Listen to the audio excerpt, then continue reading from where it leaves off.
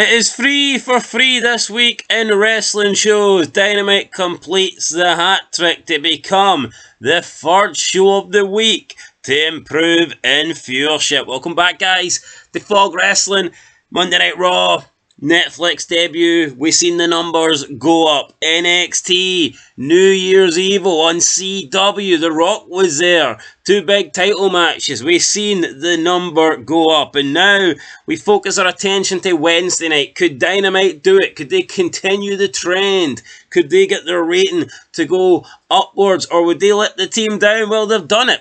I don't know how, but they've done it with the return of Kenny Omega. Kenny Omega finally returning to the company. Did he have an impact? Did he make a play? Was he the guy that dragged this number up to 615,000? Who knows? But that is the number that Dynamite has got. 615,000. So, I mean, it's not a great number, but it's better than what they did last week. So, it is what it is. Dynamite, January 8th, 615,000 views, and a key demo of 0.17 in the 18 to 49 demographic. So, Dynamite has also streamed on Max as well with this rating. So, it's kind of difficult to include the Max numbers. We don't know the Max numbers, but I can't imagine that they would be much more. I mean, some people may be watching it on Max, but the likelihood is not a lot. I doubt it's that. I don't think it's enough to make a difference. I really don't. I mean, maybe 10, 15, 20,000. If you're lucky, I think that's how much it would be. So, yeah, I can't imagine that the Max simulcast is going to really do much damage here to the overall Dynamite rating. Is what it is. Last week was 588,000, so it is an increase, 5% up on that. So we got what, 33,000 more this week. So no, wait, that's not right. 27,000 more. 27,000, yes, 27,000 more fans this week in the viewership, and it's also up overall. The last 4 trailing weeks was 595,000. So yeah, things looking decent, I guess, for Dynamite this week. The key demo last week did a 0.16. This week did a 0.17. I mean, it's a marginal increase, but it's an increase nonetheless. Although when it comes to the key demo over the past 4 trailing weeks, Dynamite is actually down. So over the past 4 weeks, Dynamite in the key demo has been doing a 0.18. This week, though, they only did a 0.17. So 6% down when it comes to the past 4 trailing weeks in the key demo. But honestly, man, we're seeing NXT getting very close to 1 million. NXT overall did like 900 and I think it was like 940,000, 950,000, something like that. And AEW now, a good rating for AEW is probably like mid 600s. It's crazy. AEW started last year down around the 800k mark, and it was almost considered a disaster.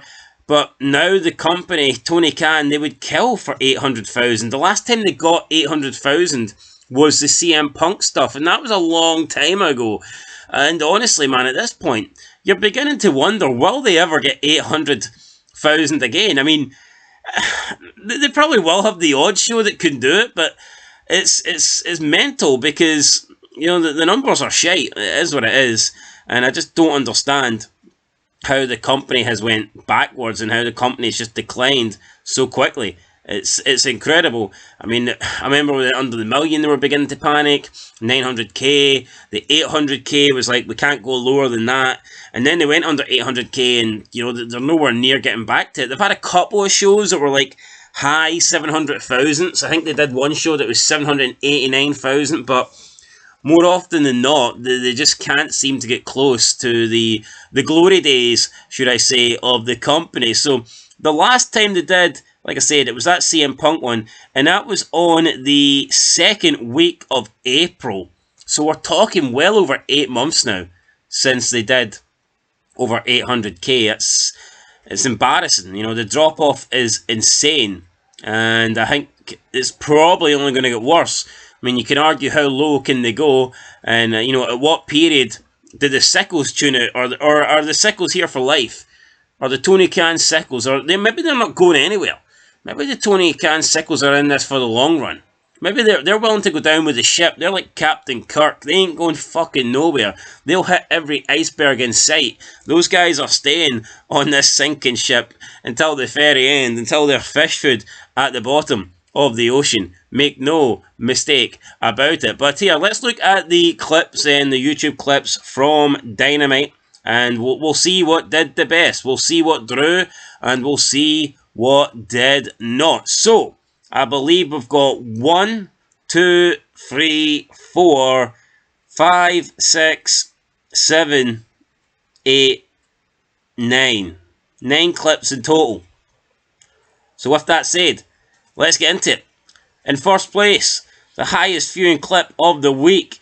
Things get wild between Rata FTR and the Death Riders. 795k. 795k.